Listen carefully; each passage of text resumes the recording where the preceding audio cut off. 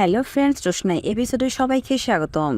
আমাদের আজকের পর্বে দেখানো হবে জাহ্নবী রোশনাইয়ের রুমে আসলো রোশনাইয়ের ফোন চুরি করার জন্য, কিন্তু রুমে এসে কি কাণ্ড ঘটালো জানতে হলে আমাদের টোলে স্টোরি টাইম চ্যানেলে চোখ রাখুন। জাহ্নবী রোশনাইয়ের ফোন দিয়ে শুরু করবে তার চক্রান্তের নতুন চাল। তাই সে রোশনাইয়ের রুমে আসে ফোন চুরি করার জন্য, কিন্তু এসে আড়াল থেকে শুনতে পায় আরণ্যক রোশনাইকে বলছে, রোশনাই আমি গরিমাকে ছেড়ে দিব, ওকে আমি ডিভোর্স দিয়ে দেব, আমরা আলাদা হয়ে যাব। রোশনাই বলল, না স্যারজি, আপনি এরকমটা করবেন না, গরিমা দিদিকে একা করে দেবেন না। আরণ্যক বলল, ওর সাথে আমার কখনোই অ্যাডজাস্টমেন্ট হয়নি, আমি শুধু তোমাকেই ভালোবাসি রোশনাই, আর আমি তোমাকেই বিয়ে করতে চাই। কিন্তু রোশনাই বলল, না স্যারজি, এটা কখনোই হয় না, আমি আপনাদের মাঝে কখনোই ঢুকতে চাইনি আর কখনো ঢুকবও না, আমি আপনার সংসার ভাঙার কারণ হতে চাই না, প্লিজ আপনি এরকমটা করবেন না। আরণ্যক বলল, আমি সব কিছু থেকে বেরিয়ে যদি তোমার কাছে যাই, তোমার দরজায় গিয়ে দাঁড়াই, তখন তুমি আমাকে ফিরিয়ে দেবে? রোশনাই বলল, হ্যাঁ স্যারজি, আমি তাহলে আগের কথাটা এখনই বলে দিই, আমি আপনাকে ফিরিয়ে দেব, কারণ আমি চাই না আপনাদের মাঝে থাকতে। আরণ্যকের চোখ দিয়ে ঝরঝরে পানি পড়ছে। এরপর পানি মুছে বলল, আচ্ছা বাদ দাও, তোমার বাবার কাজে তুমি কাকে কাকে ডাকবে? তোমার যদি বিশেষ কেউ থাকে তাহলে বলতে পারো। রোশনাই বলল, বিশেষ বলতে আমার বিশেষ আর কে থাকতে পারে? আরণ্যক বলল, এই যে আদিত্য কাপুর, তোমার বন্ধু না, ওকে ডাকবে না তুমি? শ্মশানে যারা যারা ছিল তাদেরকে ডাকবে না?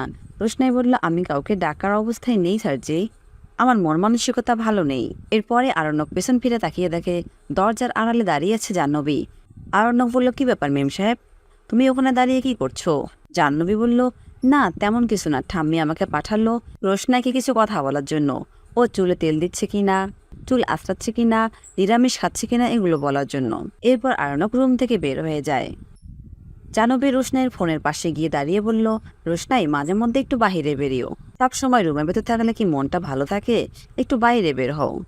ফোনটা নেওয়া হয়ে গেলে বলে, বাইরে না বের হলেও সমস্যা নেই, তুমি রুমে রেস্ট করো।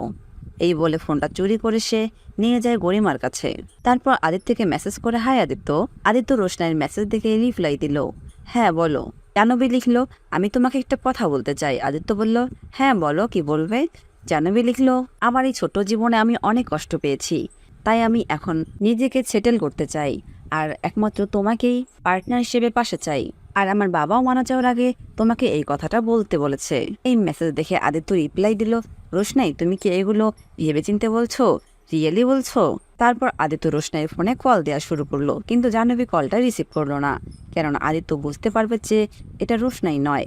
তাই সে ফোনটা কেটে দিয়ে বলল, এখন কথা বলতে পারবো না।